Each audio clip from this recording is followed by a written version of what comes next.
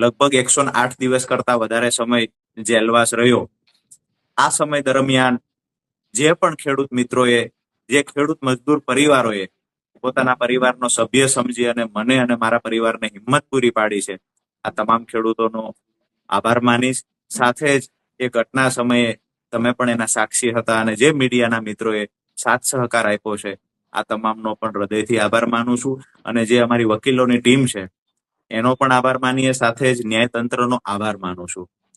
બીજી વાત કે જેલમાં ગયા પછી, જેલમાં સ્વાભાવિક છે કે આપણા સમાજમાં એક એવી ઇમેજ હોય છે કે જેલમાં ગયા તો કદાચ કંઈક ખરાબ કામ થયું હશે, પણ અમારા થકી હજારો ખેડૂત ગર્વ લઈ શકે એવું કામ કરીને અમે જેલમાં ગયા.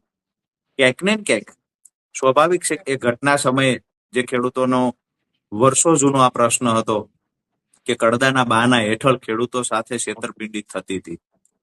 જે રીતે ખેડૂતોની વાત હતી એ મુજબ દર વર્ષે ઓછામાં ઓછું 100 કરોડ કરતા વધારે ખેડૂતો સાથે કડદાના બહાને છેતરપિંડી કરવામાં આવતી વેપારીઓ દ્વારા. વેપારીઓ સામેની લડાઈની શરૂઆત 10/10/2025 સવારે 10 કલાકે કરવામાં આવેલી. અમારી માંગણી એ હતી કે અમને લેખિત બાહેધરી ખેડૂતોને આપવામાં આવે કે વેપારીઓ ખેડૂતો સાથે કડદાના બહાને અમે છેતરપિંડી નહીં કરે.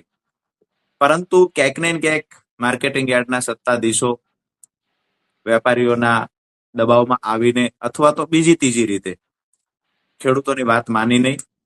2 થી 3 દિવસ આ લડાઈ ચાલી. ગાંધી ચિંધ્યા માર્ગે અમારી રજૂઆત હતી. ગાંધી ચિંધ્યા માર્ગે અમે લડાઈને આગળ ધપાવવાના પ્રયત્ન કરતા.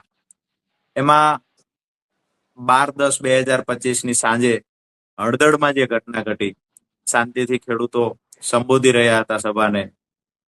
મારું શું ભાષણ પૂરું થયેલું, પ્રવીણભાઈ રામનું પણ થયેલું, રમેશભાઈ મેરનું જયારે ભાષણ ચાલુ હતું અને આ આખી ઘટના બની, તો સ્વાભાવિક છે મારું સ્પષ્ટ માનવું છે કે પોલીસ અને ખેડૂતોની વચ્ચે કોક એવા લોકો પણ આવી ગયા કે જે લોકોએ આખા કાર્યક્રમને બગાડવાની કોશિશ કરી. વ્યક્તિગત એવડી મોટી ભીડ હતી એટલે હું કોઈનો હાથ પકડીને કે કોઈનું નામ દઈને ન કહી શકું કે હું વ્યક્તિગત રીતે ઓળખી ના શકું આ ઘટના ક્યાંથી બની શકે.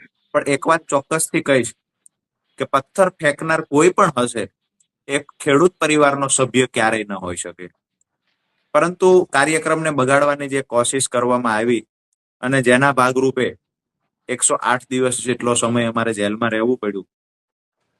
દુઃખની વાત છે એની સાથે સારી બાબત એ છે કે 108 દિવસમાં કાજલબેન એટલા મજબૂત થઈને આવ્યા છીએ કે ભૂતકાળમાં જે 8 વર્ષથી હું ખેડૂતો માટેની લડાઈ લડતો, એવી જ રીતે ડબલ તાકાતથી આવનાર દિવસોમાં ખેડૂતોના હક અધિકાર માટેની લડાઈ ચોક્કસથી લડીશું.